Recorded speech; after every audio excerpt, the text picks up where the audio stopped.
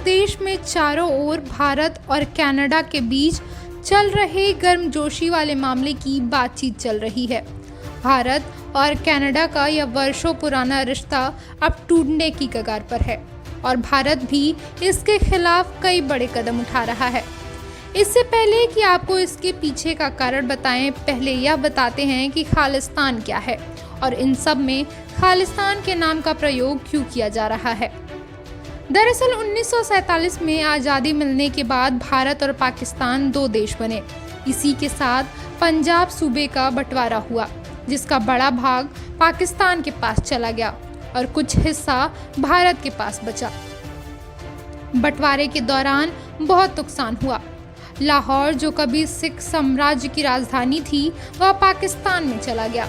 इसके बाद पंजाबी भाषी लोगों के लिए एक अलग राज्य की मांग की शुरुआत पंजाबी सूबा आंदोलन से हुई थी।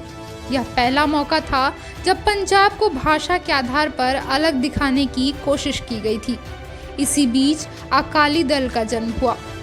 कुछ ही वक्त में इस पार्टी ने बेशुमार लोकप्रियता हासिल कर ली। अलग पंजाब के लिए जबरदस्त प्रदर्शन शुरू हुए और अंत में 1966 में यह मांग मान ली गई। भारत के आधार पर पंजाब, हरियाणा और केंद्र शासित प्रदेश चंडीगढ़ की स्थापना हुई। उसी दौर में खालिस्तान के तौर पर स्वायत्त राज्य की मांग समेत कई मांगें उठाई गईं, जिन्हें तत्कालीन प्रधानमंत्री इंदिरा गांधी ने खारिज कर दिया। उन्होंने कहा था कि यह कोई ऑटोनॉमी की मांग नहीं है, बल्कि उसकी आड़ में अलग देश की संरचना बनाने की कोशिश की जा रही है। खालिस्तान की मांग ने 1970 के दशक में जोर पकड़ना शुरू कर दिया। धीरे धीरे ये मांग बढ़ने लगी और इसे खालिस्तान आंदोलन का नाम दिया गया। अब आपका सवाल यह होगा कि इसका कनाडा से क्या संबंध है और भारत और कनाडा के बीच चल रहे इस अलगाव में खालिस्तान का नाम क्यों लिया जा रहा है। दरअसल भारत के बाद कनाडा एक ऐसा देश है जहां दुनिया की दूसरी सबसे बड़ी सिख आज़ादी रहती है। 1980 के दशक में जब पंजाब में खालिस्तान अलगाववादी आंदोलन अपने चरम पर था, तब इसे वित्तीय संसाधनों की आवश्यकता थी। कहा जाता है कि पाकिस्तान की ISI ने मौके का फायदा उठाया और भारत से कनाडा चले गए।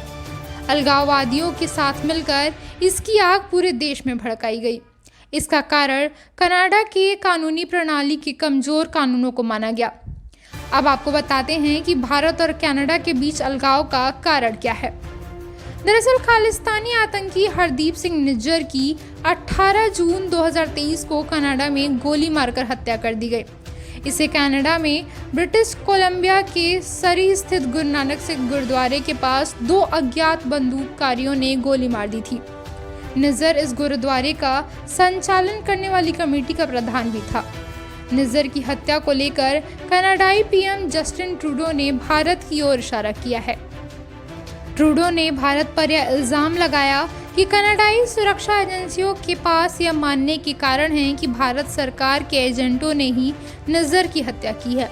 कनाडाई एजेंसियां निज्जर की हत्या में भारत की साजिश की संभावनाओं की जांच कर रही हैं।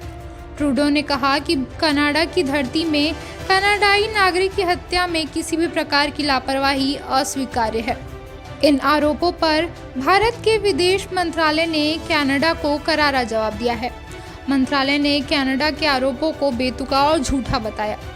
भारत ने कहा कि इस तरह के आरोप सिर्फ उन खालिस्तानी आतंकी और कट्टरपंथियों से ध्यान हटाने के लिए है जिन्हें लंबे समय से कनाडा में शरण दी जा रही है और जो भारत की क्षेत्रीय एकता और अखंडता के लिए लगातार खतरा बने हुए हैं। इसी बीच कनाडा की ओर से एक वरिष्ठ भारतीय राजनयिक को निकाल दिया गया।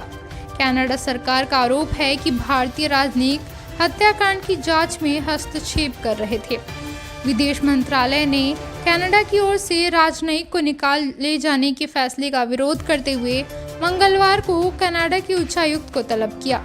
इसके अलावा भारत सरकार ने बड़ा कदम उठाते हुए कनाडाई नागरिकों का वीजा रद्द कर दिया है, जो एक अच्छी पहल मानी जा रही है।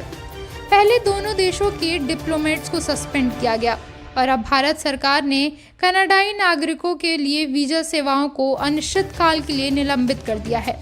ये भारत की ओर से अब तक का सबसे बड़ा कदम माना जा रहा है। इस विषय पर आपकी राय क्या है, कमेंट सेक्शन में ज़रूर बताएं।